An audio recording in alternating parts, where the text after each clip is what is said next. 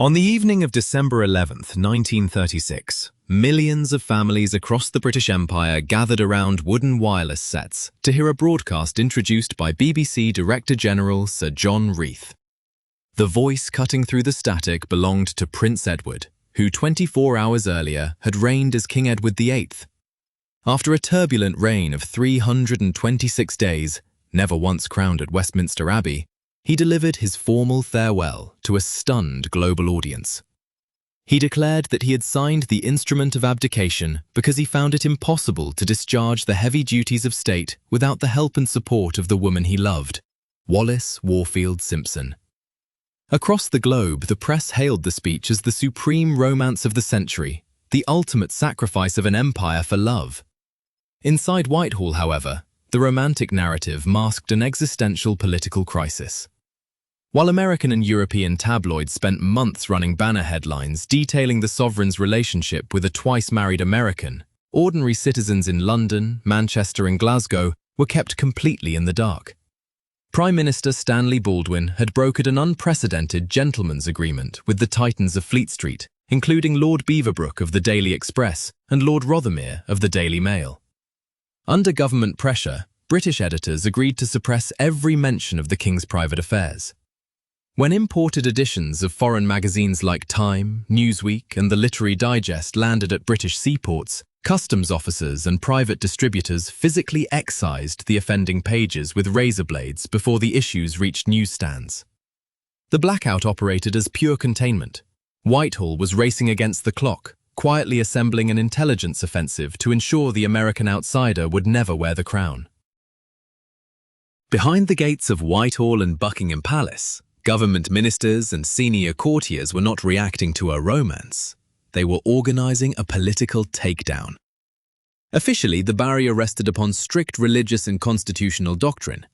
As monarch, Edward held the title of Supreme Governor of the Church of England, an institution that strictly forbade the remarriage of divorced persons whose former spouses were still living. Wallis had divorced her first husband, Earl Winfield Spencer Jr., an American naval officer, and was finalizing the dissolution of her second marriage to shipping broker Ernest Simpson in a staged hearing at Ipswich Assizes. To Archbishop of Canterbury Cosmo Gordon Lang, elevating a twice-divorced American to the royal dais represented an intolerable assault on the moral legitimacy of the British crown. Beyond official theological objections, the royal family spearheaded an unyielding campaign of social ostracization. The king's mother, Queen Mary, adhered to an austere code of dynastic duty, regarding Wallis as a moral threat to the hereditary monarchy.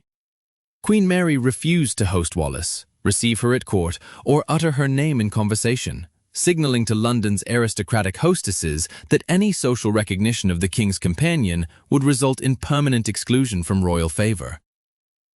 The most devastating weapon deployed against her was an intelligence dossier circulated in private political clubs across Mayfair, the infamous China dossier.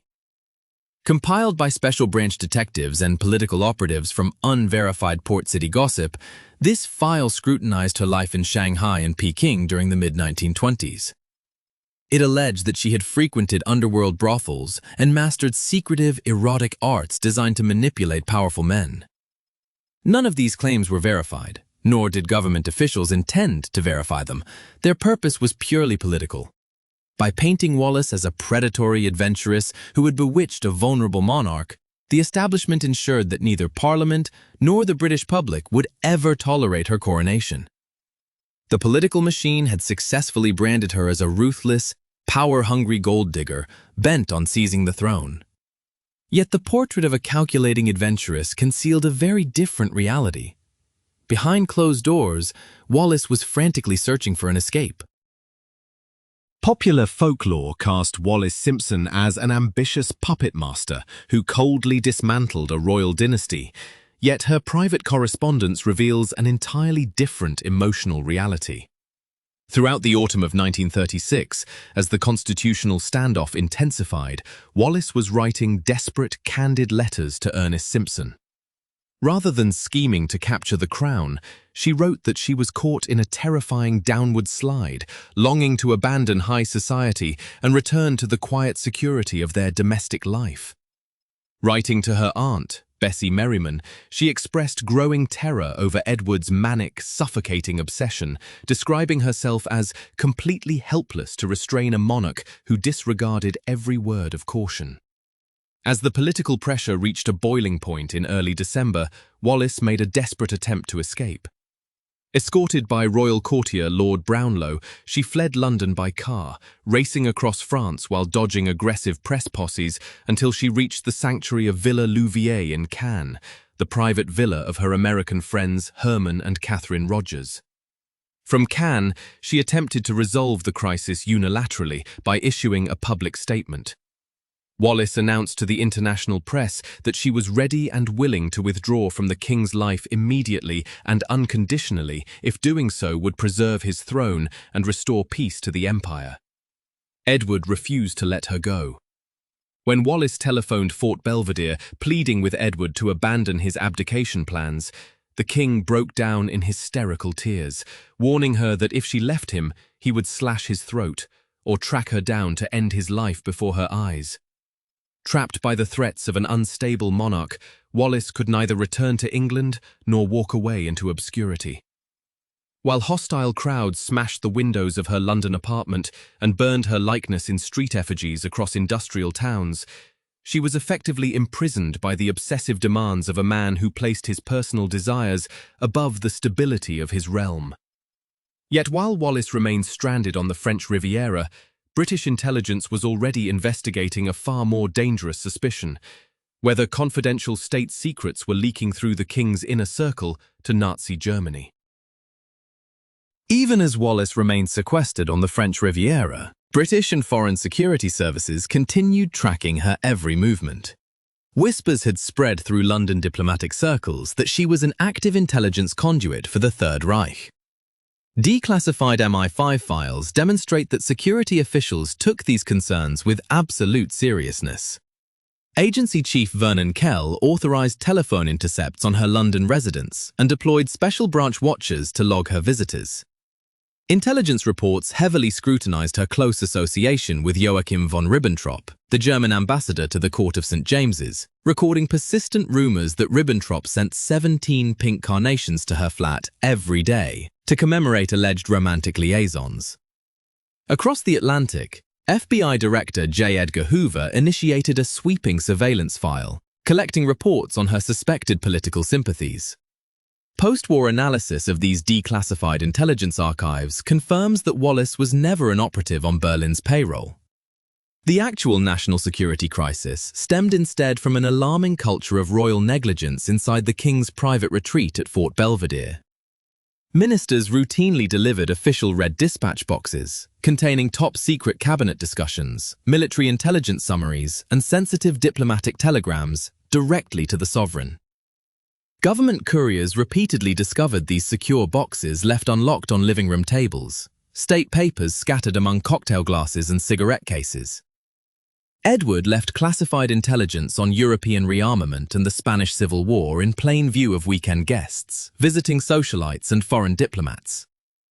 This blatant disregard for security protocol became so hazardous that senior cabinet members secretly took the unprecedented step of withholding sensitive Foreign Office dispatches from the king. For British intelligence, the distinction between active treason and reckless royal negligence was practically meaningless. Edward's chronic indiscretion transformed Wallis into an intolerable security liability at the exact moment European powers were positioning themselves for world war. Directing public suspicion toward an American outsider allowed the establishment to neutralize the security hazard without acknowledging that the greatest liability was the king himself. To Prime Minister Stanley Baldwin and his inner cabinet, the abdication crisis went far deeper than Victorian morality or marital protocol. The government was wrestling with an unpredictable sovereign whose political impulses and erratic behavior threatened the constitutional balance of the United Kingdom. Edward repeatedly violated the fundamental rule of royal impartiality. During a high-profile tour of impoverished South Wales coalfields, he broke protocol by publicly declaring that direct state intervention must occur, directly contradicting government economic policy. Even more alarming to Whitehall was Edward's pronounced sympathy for European dictatorships. The king openly praised Adolf Hitler's social reorganization of Germany, expressed skepticism regarding Britain's treaty alliances, and routinely aired pro-fascist opinions in private conversations with foreign diplomats. Deposing an anointed king over unconstitutional interference or fascist inclinations was an exceedingly dangerous prospect that risked triggering widespread civil unrest and undermining public faith in the throne. The king's unyielding determination to marry Wallis Simpson handed Baldwin the exact constitutional leverage needed to force a clean resolution. When Edward proposed a morganatic compromise, a legal arrangement where he would remain sovereign while Wallis would assume a secondary title without queenly rank, Baldwin formally canvassed the Dominion Prime Ministers of Canada, Australia, South Africa, and New Zealand. Each Dominion leader decisively rejected the proposal, providing the British cabinet with an insurmountable constitutional mandate. Forced to choose between the Crown and his relationship, Edward surrendered the throne. The royal apparatus immediately organised the succession, presenting Prince Albert as King George VI, a steady, dutiful family man who would restore moral order. To protect the monarchy's prestige, the palace constructed a convenient public narrative. Courtiers branded Wallis as the villain who had nearly shattered an empire, using public outrage as a shield to conceal that the government was ousting a dangerous king. The palace preserved the crown by turning an outsider into its scapegoat. While the abdication secured the continuity of the British crown, it consigned Wallis and Edward to a lifetime of gilded, bitter displacement. Following their low-key wedding at the Château de Condé in the Loire Valley in June 1937, a ceremony completely shunned by the royal family, King George VI issued letters patent that granted Edward the title of Duke of Windsor, while deliberately withholding the style of Her Royal Highness from Wallis. This official insult deeply embittered Edward, establishing a permanent estrangement between the exiled Duke and Buckingham Palace. The couple's disastrous political judgment erupted into public view 4 months later when they undertook an unauthorized tour of Nazi Germany. The Duke and Duchess met with Joseph Goebbels, inspected industrial plants, and were hosted by Adolf Hitler at his Berchtesgaden retreat, where Edward was photographed repeatedly exchanging Nazi salutes with high-ranking German officials. Following the outbreak of World War II, British intelligence uncovered Operation Willy, a covert German strategy aimed at luring the Duke from neutral Lisbon to establish him as a puppet king after a Nazi occupation of Britain. To defuse the danger, Prime Minister Winston Churchill dispatched Edward under naval escort to serve as governor of the Bahamas, effectively neutralizing the couple in imperial isolation until the war concluded. The full scale of Edward's wartime compromises emerged with the discovery of the Marburg files in 1945, capturing German diplomatic cables that recorded the Duke's defeatist statements and covert communications with Axis representatives. Although Churchill attempted to suppress their release, the declassified files proved where the true political danger had always originated. During their remaining decades at the Villa Windsor in Paris, the popular narrative continued to place the blame squarely upon Wallis. She remained permanently cast in the public imagination as the ruthless American adventuress who dismantled a monarchy, spending her twilight years caring for a dying, resentful Edward. By the time Wallis died in 1986, the historical reality of the abdication had been thoroughly masked by the myth of royal sacrifice, leaving her to bear the historical weight of a weak king's failures.